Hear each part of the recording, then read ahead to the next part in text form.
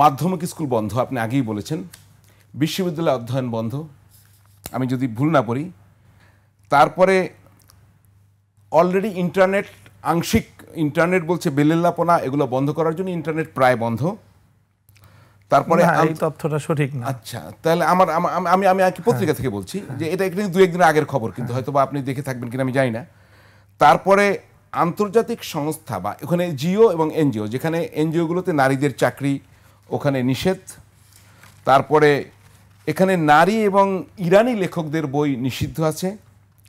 তারপরে বিদেশে বৃত্তি পাওয়া যে সমস্ত নারী, একটা করে বলতে হবে, না আমি একসঙ্গে বলে ফেলে আপনি তারপর জবাব দেবেন। না, সবগুলো তো মনে রাখতে পারবো না। আমি আপনাকে মনে করাই দেবো যখন বলতে যাবেন। বিদেশে যে সমস্ত নারীরা পড়াশোনার জন্য বৃত্তি পেয়েছিলেন, এমনি তো বন্ধ ওখানে উচ্চশিক্ষা, তাদেরকে কিন্তু আর যেতে দেয়নি। এবং এই ফিগারটা হচ্ছে কত, 14 লাখ নারী মেয়ে আফগানিস্তানে এখন প্রাথমিক শিক্ষা থেকে বঞ্চিত হচ্ছে। এগুলা আপনাদের চোখে পড়েছে কিনা? জি, আমি যদি একটা একটা করে আবার যদি মনে করাই দিই আপনাকে। জি বলেন। যে ওই যে আপনি বলছিলাম যে এখন 14 লাখ নারী প্রাথমিক শিক্ষা থেকে বঞ্চিত। না, প্রাথমিক শিক্ষা থেকে কোনো মেয়ে বঞ্চিত নাই, এই কথাটা যদি কেউ বলে থাকে এটা সম্পূর্ণ অবাস্তব। ক্লাস 6 পর্যন্ত সকল মেয়েরা, আমরা দেখেছি কাবুলের রাস্তাঘাটে মেয়েরা দল বেঁধে স্কুলে যাচ্ছে এবং তারা দল বেঁধে স্কুল থেকে বের হয়ে আসছে। সেখানে আমাদের দেশের মতো একেবারেই সাধারণ ব্যবস্থা। তবে যারা মেয়েরা একটু বড় হয়ে যায় তারা সেখানে স্বাভাবিকভাবেই তাদের লেবাস পোশাকের মধ্যে একটু ভিন্নতা আছে, এছাড়া ব্যতিক্রম কিছুই নাই। বিশ্ববিদ্যালয় শিক্ষা বন্ধ।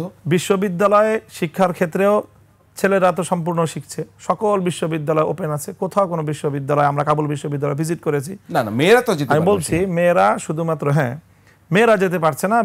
মেয়েদের জন্য শিক্ষার একটা পার্ট খোলা আছে, উন্মুক্ত আছে, যে তারা ইসলামী শিক্ষা শিখছে।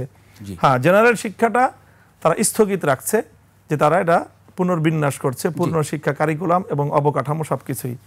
এই সব অবকাঠামো তো নতুন করে তাদেরকে নির্মাণ করতে হচ্ছে। জি, তারপরে হচ্ছে ইন্টারনেটের ব্যাপারে যদি আপনি আসেন। ইন্টারনেটের বিষয়টা তো আমরা তো সেখানে ইন্টারনেট ব্যবহার করলাম একেবারে কাবুল থেকে নিয়ে শুরু করে খোস্ত পর্যন্ত 500 কিলোমিটার রাস্তা আমরা নিজেরা ইন্টারনেট ব্যবহার করেছি। ওখানে কিন্তু সবখানে না, কিছু কিছু প্রদেশে ওটা বন্ধ করা হয়েছে।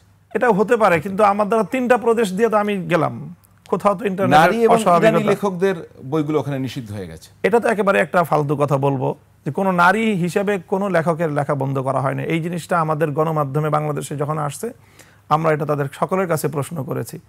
তারা খুব এটাকে বললি, একেবারে খুব কড়া ভাষায় তারা এটাকে বলেছে যে না, অ্যাজ এ মোমেন্ট কোনো লেখিকার লেখা নিষিদ্ধ করা হয়নি। হ্যাঁ, কিছু কিছু লেখক, তার মধ্যে ইসলামী লেখকও আছেন, যে সমস্ত লেখা দ্বারা তারা মনে করেন যে যাদের লেখা আফগানিস্তানের ঐতিহ্য, তাদের কালচার এবং তাদের ঐক্য এবং সংহতির মধ্যে বিভেদ সৃষ্টি করতে পারে, সেই জাতীয় কিছু পুস্তক, অল্প কিছু পুস্তক তারা একটা নির্দিষ্ট গণ্ডিতে, যেগুলো পাঠ্যপুস্তকের মধ্যে, সেখান থেকে তারা বাদ দিয়েছে এবং কিছু বিষয়ের বিপণন বন্ধ করেছে।